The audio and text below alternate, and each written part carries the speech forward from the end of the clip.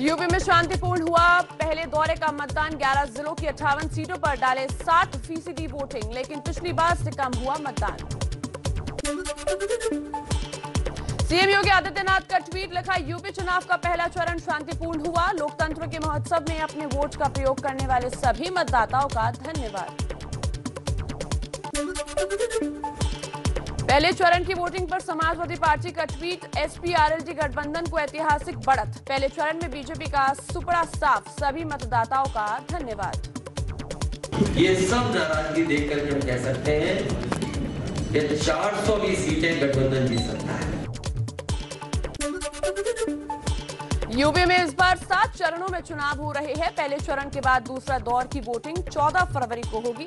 55 सीटों पर डाले जाएंगे वोट। चुनाव आयोग ने मणिपुर विधानसभा चुनाव की तारीख बदली। पहले चरण के लिए अब 27 की जगह 28 फरवरी और दूसरे चरण के लिए 3 मार्च की जगह 5 मार्च को होगी वोटिंग। सीएम योगी के वोट की अपील वाले बयान पर विवाद, कांग्रेस आरएलडी ने उठाए सवाल। सावधान रहिए, आप चूके तो 5 साल की मेहनत पर पानी फिर जाएगा। उत्तर प्रदेश को कश्मीर, बंगाल और केरल बनती देर नहीं लगेगी। आप प्रति व्यक्ति जीडीपी के आंकड़े देखेंगे तो केरल प्रदेश हमसे बहुत ज्यादा आगे जमीनी मुद्दों से भड़काना चाह रहे हैं। जब काम के नाम पे भी नहीं मिल रहे हैं, राम के नाम पे भी नहीं मिल रहे हैं, तो एक खौफ दिखाने की कोशिश है। केरल पर योगी के बयान से भड़के मुख्यमंत्री पिनराई विजयन, यूपी केरल जैसा बन जाए तो यूपी में शिक्षा, स्वास्थ्य, शांति सब अच्छा हो जाएगा। योगी के बयान पर राहुल गांधी का ट्वीट लिखा, कश्मीर से केरल, गुजरात से बंगाल तक भारत बेहद खूबसूरत है, इसकी भावना का अपमान मत कीजिए। यूपी के लिए कांग्रेस ने 33 उम्मीदवारों की नई लिस्ट जारी की। गोरखपुर शहर से सीएम योगी के खिलाफ चेतना पांडे को दिया टिकट।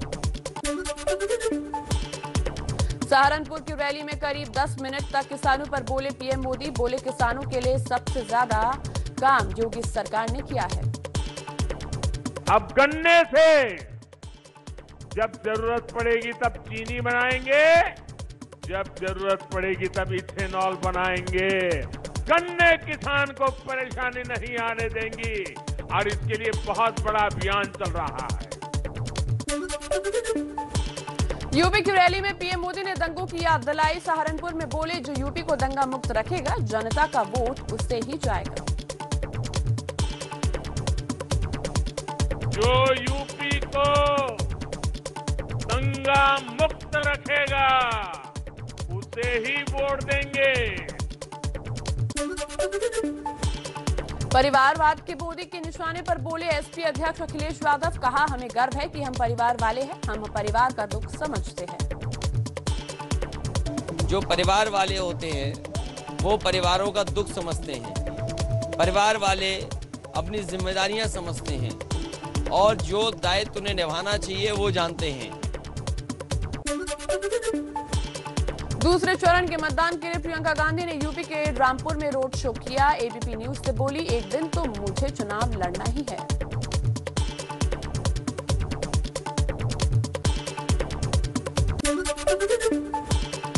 एआईएमआईएम सांसद ओवैसी ने रैली में फिर उठाया हिजाब का मुद्दा। बरेली में बोले, हिजाब पर बीजेपी की राजनीति, मुझ पर गोली चलाने वाले गोडसे की नाजायज औलाद। नमस्ते भारत में अब और कुछ खबरें फटाफट अंदाज में। यूपी के बाद उत्तराखंड की रैली में मोदी ने सेना के बहाने कांग्रेस को जमकर सुनाया। कहा, विपक्ष ने सर्जिकल स्ट्राइक से लेकर जनरल बिपिन रावत को सीडीएस बनाने पर उठाए थे सवाल।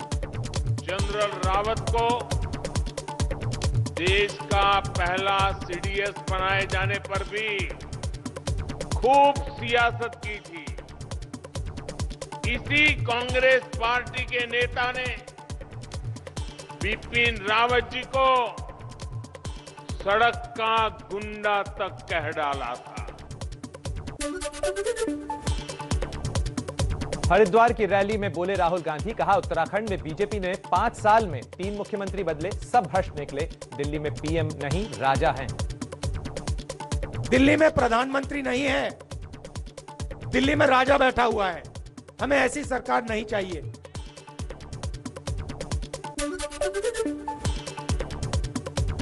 हरिद्वार में बीएसपी अध्यक्ष मायावती ने भी रैली की। बीजेपी और कांग्रेस पर जमकर साधा निशाना।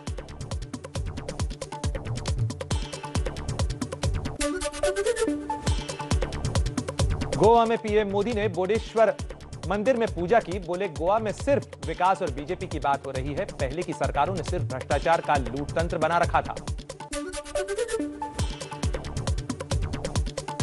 Free style wrestler Dalip Singh Rana BJP में शामिल। दिल्ली में ली पार्टी की सदस्यता। रेसलिंग की दुनिया में खली के नाम से जाने जाते हैं। पीएम मोदी ने तारीफ भी की। पीएम मोदी दोपहर 2:30 बजे वन ओशन समिट की उच्च स्तरीय बैठक को संबोधित करेंगे। कई देशों के नेता भी इस बैठक में होंगे शरीक। पीएम मोदी की आज यूपी और उत्तराखंड में रैली। अल्मोड़ा और कासगंज में जनता से होंगे मुखातिब। उत्तर प्रदेश में दूसरे चरण के मतदान के लिए दंगल हुआ तेज। गृह मंत्री अमित शाह, यूपी के CM Yogi Adityanath, deputy CM Keshav Prasad Maurya और प्रदेश अध्यक्ष स्वतंत्र देव सिंह की धुआंधार रैलियां और जनसंपर्क अभियान।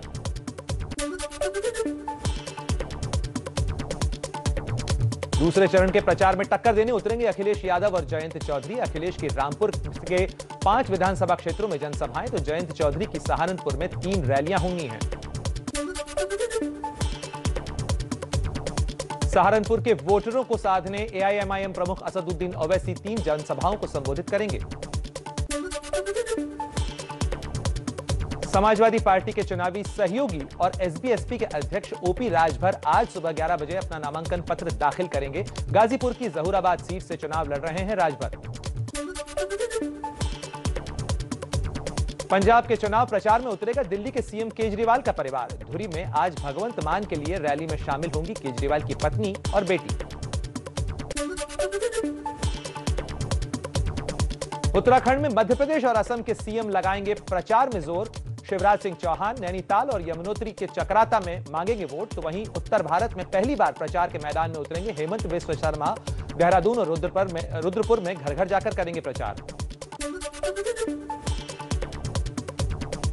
कांग्रेस नेता राहुल गांधी का आज गोवा में दौरा। पहले मडगांव में प्रेस कॉन्फ्रेंस करेंगे और फिर करचोरन और कोटरेम में करेंगे जनसभाएं। आम आदमी पार्टी के राष्ट्रीय संयोजक और दिल्ली के सीएम अरविंद केजरीवाल आज से गोवा का 2 दिन का दौरा शुरू करेंगे। सुबह 11 बजे पणजी में करेंगे प्रेस कॉन्फ्रेंस। और आइए नजर कुछ और अहम खबरों पर डाल लेते हैं फटाफट अंदाज में। संसद के बजट सत्र के पहले भाग का आज आखिरी दिन। राज्यसभा में आज बजट पर चर्चा का जवाब देंगी वित्त मंत्री निर्मला सीतारमण। यूपी में सीएए प्रदर्शन के दौरान तोड़फोड़ पर सुप्रीम कोर्ट में सुनवाई। तोड़फोड़ की भरपाई के नोटिस को रद्द करने की गई है मांग। पंजाब के मुख्यमंत्री चरणजीत सिंह चन्नी के रिश्तेदार भूपिंदर सिंह हनी की आज फिर होगी कोर्ट में पेशी। आज खत्म हो रही है ईडी की हिरासत। कर्नाटक हाईकोर्ट की हिजाब विवाद पर निर्देश। कहा, जब तक सुनवाई चलेगी छात्र धार्मिक लिबास पहनने की जिद न करें। हम देखेंगे कि हिजाब पहनना मौलिक अधिकार है या नहीं। सोमवार को फिर होगी सुनवाई। कर्नाटक के हिजाब विवाद में सुप्रीम कोर्ट का दखल देने से इनकार। चीफ जस्टिस बोले, पहले हाईकोर्ट का फैसला आने दें, उसके बाद हम दखल देंगे। महाराष्ट्र के डिप्टी सीएम अजीत पवार बोले, हिजाब जैसे विवादों से बचना चाहिए, समाज को बांट। संघ प्रमुख मोहन भागवत ने कहा, हमारी प्राथमिकता हिंदूवाद और राष्ट्रवाद होनी चाहिए। भाषा और जाति के आधारवाद में है और एक दूसरे के खिलाफ भड़काना जैसे काम नहीं होने चाहिए। और ध्यान रखिए कि मेरा अपना हित, मेरे परिवार का हित, मेरी भाषा का हित, मेरी जाति का हित, मेरे प्रांत का हित, मेरे पंथ का हित, ये हमेशा दूसरे नंबर पर है। पहला नंबर है हिंदू हित यानी राष्ट्र हित। दिल्ली से सटे गुरुग्राम के सेक्टर 109 में बड़ा हादसा। रिहायशी इमारत की 6ठी मंजिल की छत गिरी। एक महिला की हो गई है मौत। कई लोग अभी भी मलबे में दबे हुए हैं। रेस्क्यू ऑपरेशन जारी है। अब विदेश से आने वाले लोगों को 7 दिन के लिए क्वारंटीन करना जरूरी नहीं होगा। स्वास्थ्य मंत्रालय ने कोरोना पर गाइडलाइंस बदल दी है। इसी साल आएगा डिजिटल रुपया। आरबीआई ने कहा अभी फाइनल तारीख तय नहीं। आरबीआई के मुताबिक आम नगद और डिजिटल रुपए में ज्यादा अंतर नहीं होगा। महंगाई के बीच रिजर्व बैंक ऑफ इंडिया ने नहीं दी कोई राहत। आपकी ईएमआई भी कम नहीं होगी। आरबीआई की कमेटी ने लगातार 10वीं बार नहीं बदली ब्याज की दरें। भारत वेस्ट इंडीज के बीच आज अहमदाबाद में आखिरी वनडे मैच होगा। अगर टीम इंडिया जीती तो पहली बार वेस्ट इंडीज के खिलाफ क्लीन स्वीप का बनेगा इतिहास।